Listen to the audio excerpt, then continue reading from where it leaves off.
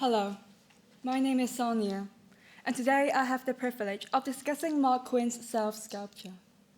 I invite you to take a moment to observe this image and attune yourself to the sound surrounding us.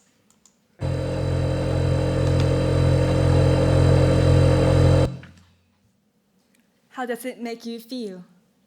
Bewildered, fascinated, or astonished? In the winter of 2024, a visit to the National Portrait Gallery profoundly altered my perspective on art. Upon entering the Life and Death Mask exhibition, I found myself surrounded by a collection of human facial features cast in plaster and bronze. Initially, I assumed this was a traditional display. However, at the center of the room, a striking sculpture immediately commanded my attention. Suspended within a stainless steel fridge encased in liquid silicon, this head sculpture radiated an unsettling fragility. The deep crimson walls echoed the sculpture's hue, invoking disquiet and prompting a cascade of questions. This was Marc Quinn's self, also known as the Bloodhead, a life-size self-portrait crafted entirely from the artist's own blood. The version I encountered, created in 2006, is part of the collection at the National Portrait Gallery in London. Unlike conventional sculpture, self represents a startling departure. Its medium is not marble, bronze, or clay, but rather the artist's lifeblood preserved in a frozen state. Self transcends the traditional notion of portraiture. It is not merely a likeness of Quinn. It embodies a profound meditation on contradictions.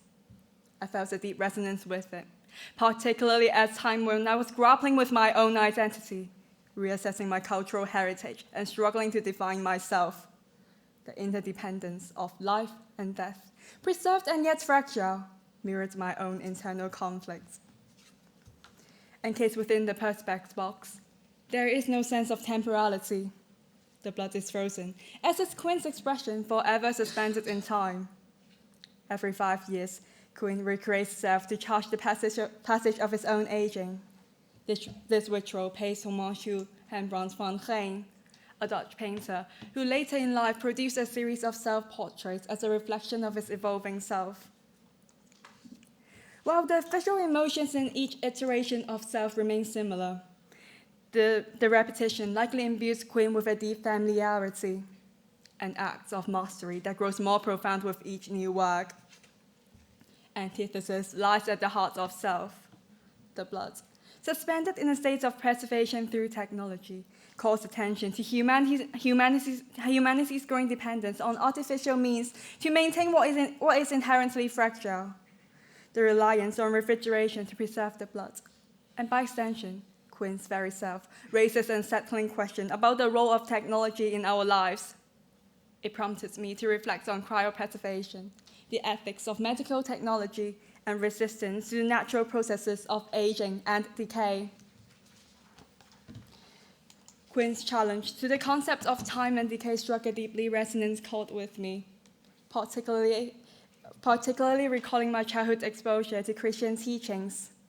Growing up in a Christian environment, I was familiar with the stories of Genesis and the Virgin Mary, which depicted the omnipotent power of God. These stories gave me an early understanding of the eternal, the divine, and the idea of transcendence.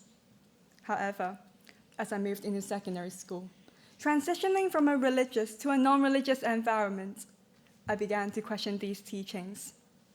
In many ways, I see this skepticism mirrored in Quinn's oeuvre. His works, particularly Eternal Spring, Self, and Garden, use liquid silicon and refrigeration, evoking themes of purity, eternal life, and resurrection, concepts central to Christian iconography. These preserved specimens embody both material and immaterial realms, creating an ambiguity that reflects the tension between consubstantiation and transubstantiation.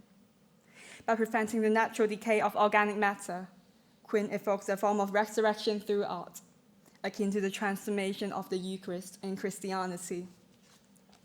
Self also speaks to humanity's desire for control over time, decay, and the unpredictable nature of existence. The blood, forever frozen in its pristine form, symbolizes an attempt to hold the inevitable decay of the body, yet it is inherently fragile. Dependence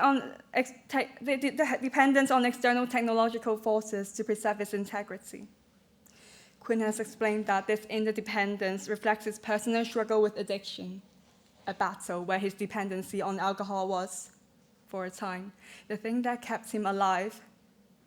To me, the cycle of creating a new self acts as a metaphor for reincarnation, the death of one version of Quinn and the birth of another. Quinn remarked, "I just think that if you use materials that have an ability to communicate directly, you open up a channel and you can work through that, so you are using the power of materials." Blood, in this context, serves as a medium that carries a rich history of symbolic meanings. Throughout history, blood has been associated with sacrifice, life, and transcendence, such as in the Aztec Empire. And in Christian theology, the blood of Christ represents the ultimate sacrifice, celebrated in Eucharist. In self, Quinn's blood becomes a means of awakening the object into a subject, a direct embodiment of his own existence. As Quinn aptly puts it, sculpture is about the rematerialization of the material. The 5.7 liters of blood used to create self corresponds to the total amount of blood in the average human body, giving the piece an intimate connection to Quinn's physical being. In a way, self performs a kind of Eucharistic act, offering the artist's own blood as a medium through which to communicate with the viewer. This act establishes a profound connection between Quinn and the audience, akin to the Last Supper from the Bible. The process by which Quinn creates self is grounded in traditional sculptural techniques. The artist begins by casting his head in plaster, capturing the moments of emotional vulnerability as the material is applied to his face. The cast is then removed and filled with his blood, which is frozen to maintain its form.